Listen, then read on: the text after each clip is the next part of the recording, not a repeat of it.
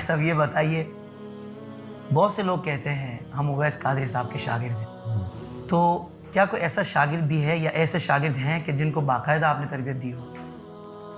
باقاعدہ تربیت جس طرح سے دی جاتی ہے اس طرح سے ہیں، کچھ دو چار ایسے ہوں گے جو اپنی نعت خوانی میں مشہور ہیں، ماشاءاللہ بہت اچھا پڑھتے ہیں.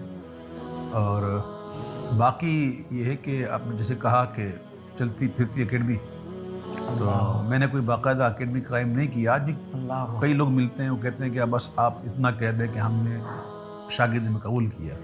میں کہتا ہوں کہ یار میں جس طرح سے شاگردی جو ہوتی ہے وہ تو میں کرتا ہی نہیں، کیونکہ وہ بس ضد ہوتے ہیں کہ بس آپ جو نا بس کہہ دیں ٹھیک ہے، پھر ایک آدھا شعر پڑھا دیتا ہوں ماشاءاللہ، تو وہ شامل ہو جاتے ہیں. میں اس پلیٹ فارم سے یہ کہوں گا نوجوان بچوں کے لیے کہ اصل جو چیز ہوتی ہے نا وہ ہوتی لگن. اویس قادری ہو یا کوئی نعت خواں ہو جو آپ کو سکھائے، وہ آپ کے گلے میں نہیں گھسے گا، وہ آپ کی آواز کو اچھی نہیں کر دے گا، وہ آپ کو صرف ٹولز بتائے گا. ٹھیک ہے نا. آواز، اچھی آواز گاڈ گفٹ ہے. گاڈ گفٹ ہے. اگر اچھی آواز آپ کے پاس ہے اور آپ میں پڑھنے کے کچھ معاملات ہیں جس میں آپ ڈسٹرب ہیں اور آپ کو کچھ سمجھ نہیں آ رہی، تو وہ آپ کو گائیڈ کرے گا کہ اس کو یوں پڑھیں، یوں پڑھ لیں، اور شروع میں بتا دے گا کہ اس کی یہ طرز بنائیں، یہ اس پہ اچھی لگے گی. یہ بھی کمال ہے نا طرز بنانا، بالکل، کیونکہ وہ طرز بنتی ہے کلام کو دیکھ کر. کیا کہنے، جو کلام کا جو مضمون ہے نا، جو موڈ ہے اس کا، اس موڈ سے اس کی طرز بنتی ہے.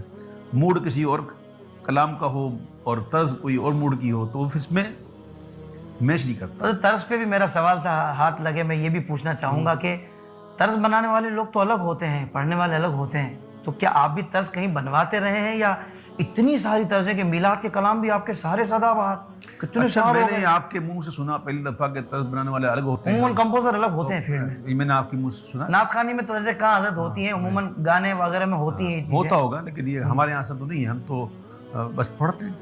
کیا کہنے، پڑھتے پڑھتے ایسا بھی ہوتا ہے کہ پڑھتے پڑھتے طرزیں بن جاتی ہیں. سبحان اللہ. اور کئی کلام ایسے ہیں، کئی میں اس کو گن نہیں سکتا کہ جس طرح میں نے بنائی ہے. الحمدللہ 20-25 سال پہلے جو آپ نے طرزیں پڑھی حضرت، آج بھی اسی طریقے سے تر و تازہ ہیں، سدا بہار ہے ماشاءاللہ. چاہے میلاد کا موقع ہو، دیگر مواقع ہوں حضرت.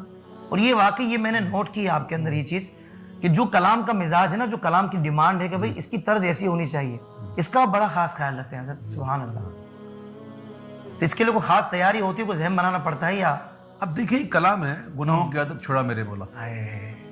اب یہ جو کلام ہے، یہ اس کا جو موڈ ہے نا، جی واہ واہ، وہ اس حساب سے طرز ہونی چاہیے. اب اس کلام کو میں پڑھوں، گناہوں کی عادت چھڑا میرے مولا، مجھے نیک انسان بنا میرے مولا، بات نہیں بنے گی.